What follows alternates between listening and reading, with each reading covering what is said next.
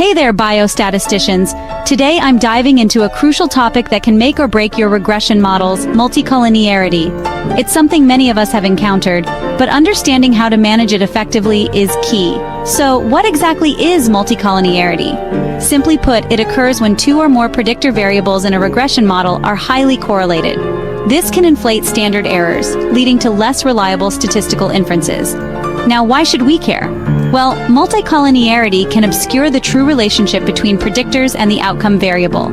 When predictors are highly correlated, it becomes difficult to determine the individual effect of each predictor. How do we detect it? One of the most common methods is by looking at the variance inflation factor, or VIF.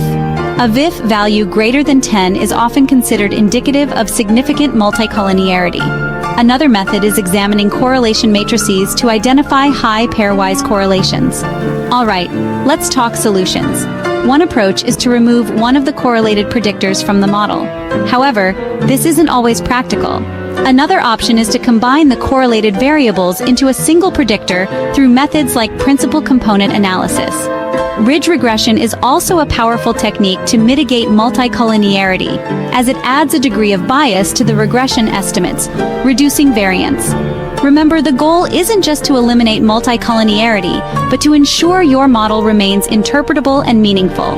So next time you encounter this issue, you'll be better equipped to tackle it head-on. That's all for today. If you found this video helpful, don't forget to like and subscribe for more biostatistics insights. Thanks for watching.